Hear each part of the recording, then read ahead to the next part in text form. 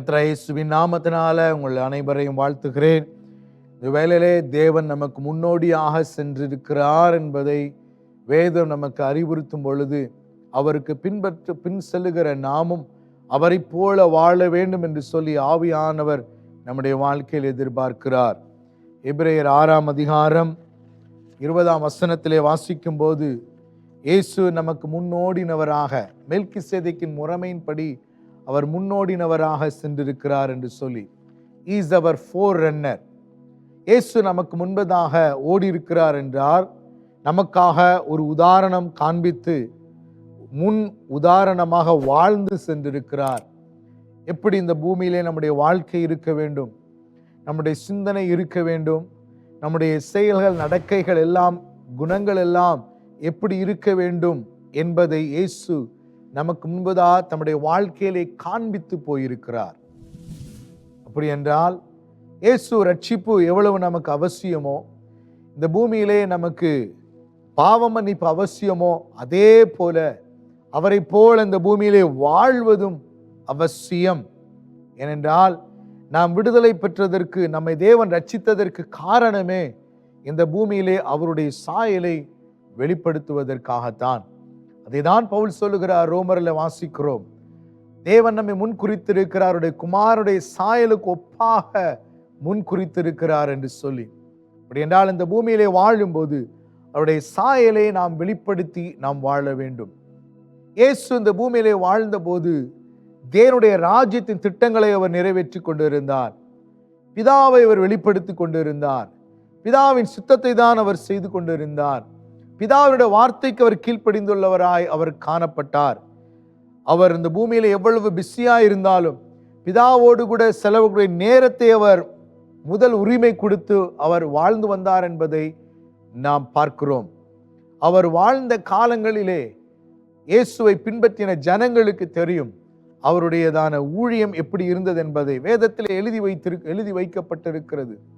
அவர் எதற்கும் ப்ரிஃபரன்ஸ் கொடுத்தார், எங்கே அவர் போனார், எப்படி நடந்து கொண்டார், எப்படி அவர் பேசினார், இது எல்லாம் ஆண்டவர் நமக்கு எழுதி வைத்திருக்கிற, வேதத்தில் எழுதி வைக்கப்பட்டிருக்கிறதுனால் இந்த வேளையிலே அவர் வாழ்ந்ததை போல நாமும் வாழ வேண்டும் என்கிற ஆசை நமக்குள்ளரே முதலாவது இருக்க வேண்டும்.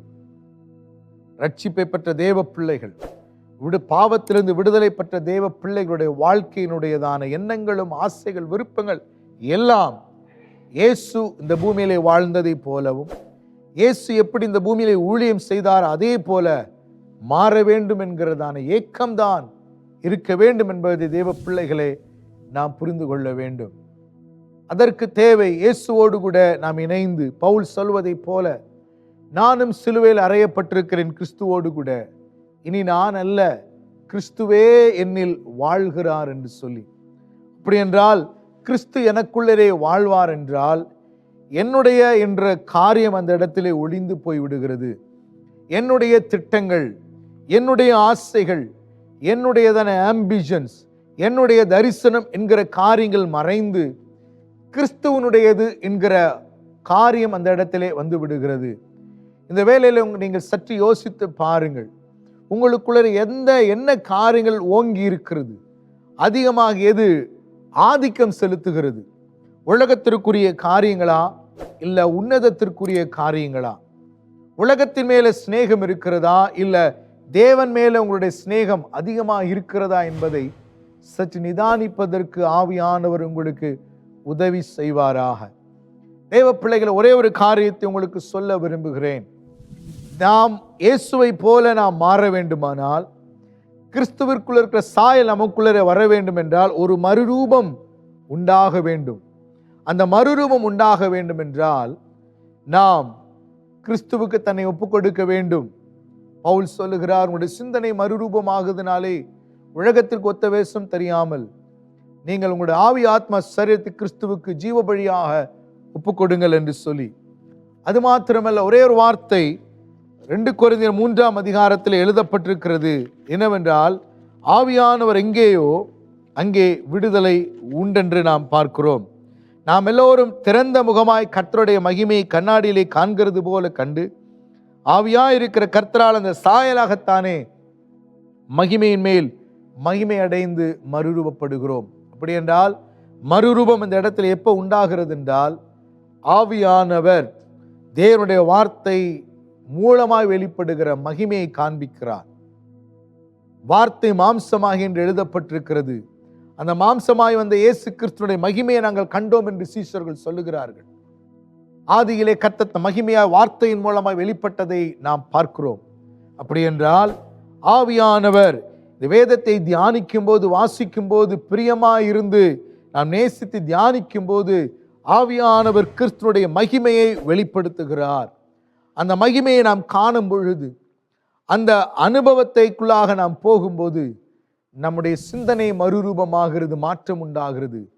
நம்முடைய குணங்களிலே, கேரக்டரில் மாற்றம் உண்டாகிறது. நம்முடைய செயல்கள், திட்டங்கள், எண்ணங்கள் எல்லாம் மாறத் தொடங்கி விடுகிறது. அது எதை போல மாறுகிறது என்றால், கிறிஸ்துவின் சாயலுக்கு ஒத்ததாய் மாறி விடுகிறது. பவுல் சொல்ல போல கிறிஸ்துவின் சிந்தனை நமக்குள்ளே வர ஆரம்பிக்கிறது. நம்முடைய எண்ணங்கள், ஏக்கங்கள் எல்லாம், நம்முடைய எல்லா காரியங்களும் கிறிஸ்து எதை சிந்திக்கிறாரோ, கிறிஸ்து எதை மேன்மைப்படுத்துகிறாரோ, கிறிஸ்து என்ன விரும்புகிறாரோ அதுதான் நம்முடைய விருப்பமாக, நம்முடைய மேன்மையாக, நம்முடைய காரியமாய் மாறி விடுகிறது.